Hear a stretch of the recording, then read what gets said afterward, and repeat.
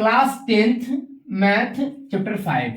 ठीक है, कल की वीडियो में आप लोग को बता दिया गया था किसी के बारे में, एपी कैसी संख्या समूह रहेगा उसको हम एपी में बोलेंगे।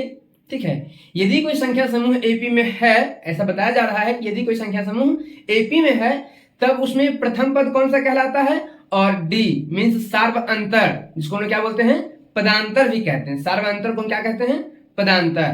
तो कल आप लोग को जो बताया गया था वो बताया गया था प्रथम पद और सार्व अंतर के बारे में। ठीक है, यदि आप लोग उस वीडियो को नहीं देखे हैं, नहीं समझ पाए हैं तो कोई बात नहीं है, आपको उस वीडियो का लिंक डिस्क्रिप्शन में दे दिया जाएगा, वहां से जाकर के देख सकते हैं। ठीक है, फिलहाल आप समझिए, यहाँ पे आपका प्रश्न दिया हुआ क्या चीज है, यदि a बराबर 3 तथा d बराबर 2 है तो 4 पदों को लिखें। देखिए 4 पदों को लिखें मीन्स आपसे क्या कह रहा है, a1 a2 a3 और a4 का वैल्यू लिखने के लिए। ठीक है, a1 समझिएगा, एकदम आराम से समझिएगा, सब कुछ अच्छे से समझ में आ जाएगा। a1 जिसको हम लोग सिर्फ a भी कह सकते हैं, जबकि a2 को हम लोग ऐसे निकालते हैं a plus D, a plus D करने से मेरा a2 का वैल्यू निकलेगा। ठीक है, अब अगर a3 निकालना हो, तो क्या करेंगे, a प्लस 2d। ठीक है, जिसका वैल्यू निकालना है तो d में हमको उससे पहले का वैल्यू गुना करना पड़ेगा। ठीक है, देखिए a4 अगर निकालना तो हम क्या करेंगे, a प्लस 3d। ठीक है, a प्लस 3d।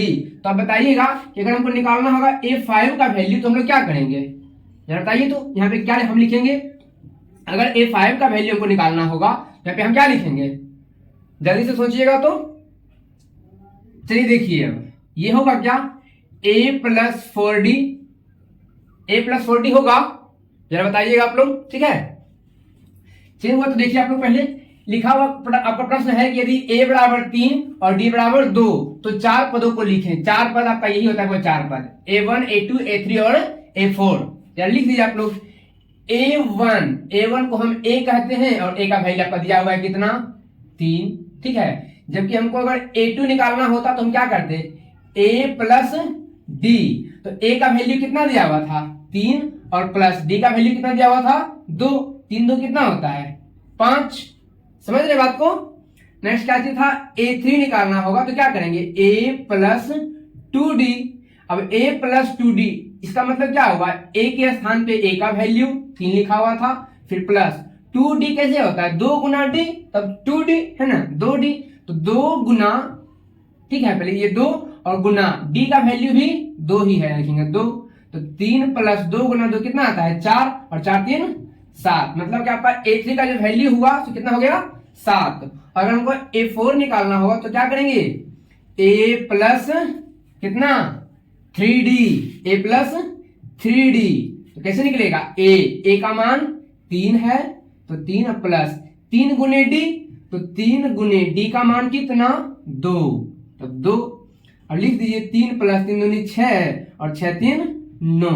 मतलब कि आपका जो क्वेश्चन कह रहा था 4 पदों को लिखने के लिए, वो आपका 4 पद कौन कौन सा हो जाएगा, पहला पद तो आपका देखिए 3 कहलाएगा, तो 3, फिर दूसरा पद क्या कहलाएगा, 5, फिर तीसरा क्या कहलाएगा, 7, फिर अगला क्या कहलाएगा, 9। आपका यही बनेगा एपी का वो 4 पद। ठीक है, अगर आपसे कहता इसी में से कि चौथे पद को निकालिए, या फिर सोचिए छोड़िए सा, अगर आपका प्रश्न इसी में ऐसा कह दे कि यदि a बराबर 3 तथा d बराबर 2 है तो, ठीक है, तो 10वां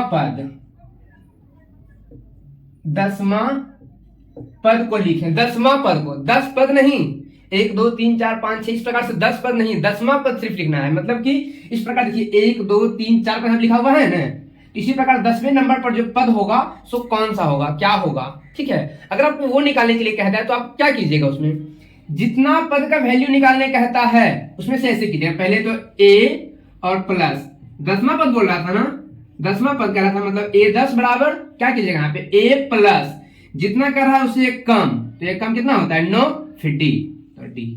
समझ रहे बात को, a प्लस 9d। ठीक है, और आपसे अगर कह रहा है 10वां पद निकालने तो आप लगा दी सूत्र ये वाला, a प्लस 9d, और a का वैल्यू कितना दिया हुआ है, 3, लिखेंगे 3 प्लस 9 गुने d का वैल्यू कितना दिया हुआ है, 2, तब 2। ठीक है, अब 3 प्लस 9 गुने 2, तो 9 दूनी कितना होता है 18, 18 और 3 जोड़ेंगे कितना आएगा 21। तो आपका जो ये आंसर आएगा होगा A10 का वैल्यू कितना जाएगा 21। समझे, समझ रहे हैं ना? ठीक है, नेक्स्ट क्वेश्चन जरा देखिए। तो आपका नेक्स्ट क्वेश्चन क्या है बाबू, यहां लिखा हुआ है दिया है a बराबर 5 तथा d बराबर -3, तो 25वां पद होगा। किसी एपी के प्रश्न में आपको आपसे कह रहा है कि यदि किसी एपी का क्वेश्चन है उसमें लिखा हुआ है a बराबर कितना 5 और d बराबर कितना -3, तो 25वां पद, 25वां पद आपसे निकालने कह रहा है, मतलब किसका वैल्यू a25 का वैल्यू, a25 का वैल्यू। अभी आपको जस्ट सिखाए थे कि किसी प्रकार से जितना का वैल्यू निकालने के लिए कहता है, हम सूत्र कैसे निकालते हैं, a प्लस 25वां पद बोल रहा है, इसका मतलब उससे एक पहले वाला कितना होगा 24, फिर गुना करेंगे इसमें सारे अंतर को, मतलब d। 25वां पद है तो a प्लस 24d, ठीक है। अगर रहेगा 20वां पद तो a प्लस 19d, 18वां पद a प्लस 17d, 15वां पद a प्लस 14d। समझ रहे बात को? तो आपसे कह रहे थे क्या चीज 25वां पद निकालने, तो आप निकाल दिए a प्लस 24d का निकाल के फॉर्मूला, ठीक है। दिखाइए तो आप जरा सा a plus 24d, a plus 24d करेंगे तो a का वैल्यू यहाँ पे कितना लिखा हुआ है 5 और प्लस इस सूत्र से, ठीक है। 24d कैसे आता है, जब 24 को d से मल्टीप्लाई करते हैं तो 24 और गुना d का वैल्यू कितना -3, ठीक है। पहले गुना कम होगा अब यहाँ पे, तो कीजिए गुना कम 5 प्लस, ये प्लस में है और गुना करना होना मतलब गुना जो करेंगे हम लोग किससे करेंगे माइनस से, तो प्लस चिन्ह को जैसे ही गुना करते हैं माइनस चिन्ह से तो क्या चीज आता है माइनस, ठीक है। कहेंगे प्लस गुना माइनस तो माइनस। अब 24 गुना करेंगे 3 तो कितना आएगा 72, ठीक है। अब देखिए 5 में से घटना है 72, क्या घटेगा नहीं घटेगा, तो क्या करेगा माइनस में सर्व इसका आएगा माइनस का 67। इसका मतलब आप कह सकते हैं कि जो a25 का वैल्यू होगा सो कितना होगा माइनस का 67, ठीक है। यदि आपका प्रश्न यही रहे, कहा यहाँ पे दिया रहेगा कि यदि दिया है a बराबर 5 d बराबर -3, तो जरा आप हमको निकाल के दिखा दिए 20वां पद का मान कितना होगा। यदि आप लोग अच्छे से हमारी बात को समझ रहे हैं तो आप लोग a20 का वैल्यू निकाल के दिखा दीजिए हमें, ठीक है। तो हमें भी लगेगा कि हाँ आप लोग समझ रहे हैं, वरना थोड़े से हमारे अंदर कंफ्यूजन रहेगी, पता नहीं हम समझाए वो आप लोग समझे या फिर नहीं समझे। तो इस बात का जानकारी हमें भी प्राप्त हो कि आप समझ रहे हैं, इसके लिए क्या करना होगा a20 का वैल्यू मतलब 20वां पद का मान जो होगा वो निकाल करके हमको दिखा दीजिए, ठीक है। जल्दी कीजिएगा।